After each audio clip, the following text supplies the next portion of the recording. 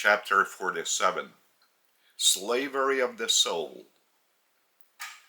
The distortion of my teaching, the fatherhood of God, and the brotherhood of man, and now by some of my brethren it is being preached even as the brotherhood of all creation, not only of man, and that is true, has been caused by too big an ego of some of you that did not allow the ego of their soul to manifest.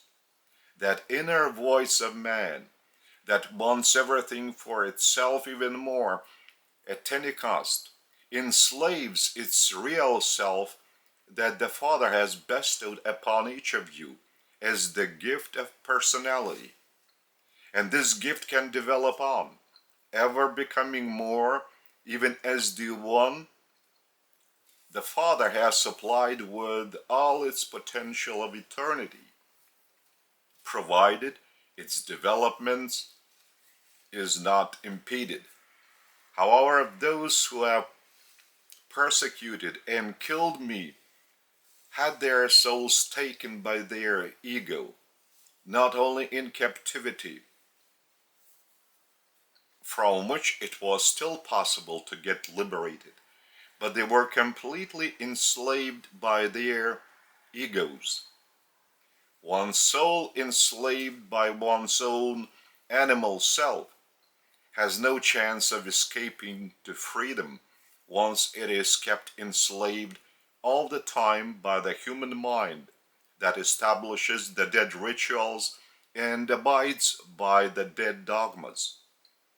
There are the additional factors from without that strengthen the straying of this type of mind and take away the chance for delivery of the soul.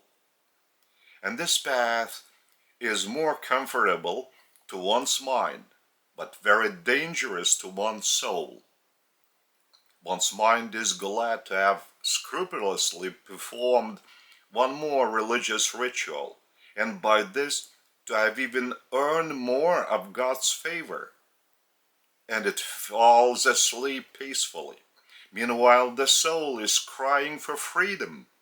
It is seeking a living manifestation that would not be restricted by any ritual. It desires a life communion with the Father, to be able to evermore replenish itself with His love vibrations, and while gliding in a free flight, to glorify the Father by good deeds and carry beauty to all.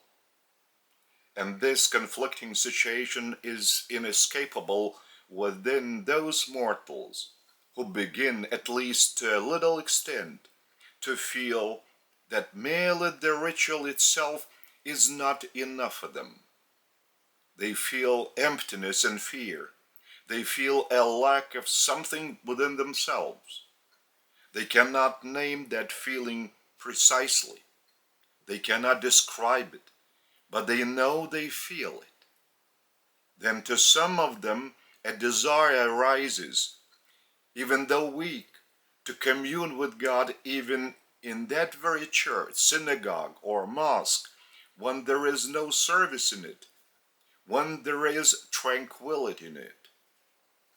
He goes there to be alone by himself, and even without realizing it himself, he is communing with God. He is not praying in these ordinary prayers. He is not performing any rituals visual to one's eyes. Just in a state of tranquility, he is sitting or standing there, and that is the environment in which the soul itself is talking with God. It can open up to God only when there is a peaceful environment, when a dead ritual does not disrupt that tranquility in which the soul can talk to God. The human mind might not even realize this. Most often this is exactly the case. However, after having been in this tranquility, man begins to sense the state of a deeper peace within. Even the most acute problems appear to be less painful Insurmountable obstacles are not that big anymore. This is the way it is in reality.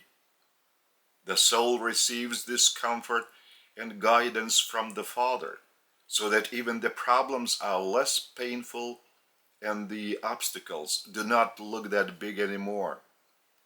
But the human mind, since one's childhood, has been unable to grasp this, for it has not been accustomed to commune with the Father through one's sincere opening up and conversations with Him in its peaceful state.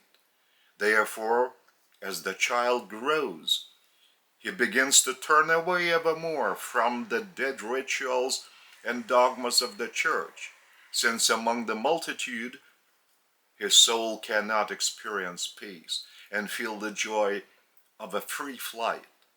It cannot relish in joy after the prayer service, as having been more replenished with spiritual energy for such a free flight of the soul, to have felt in reality that it has turned into a more loving and more merciful soul who is more eager to live in truth.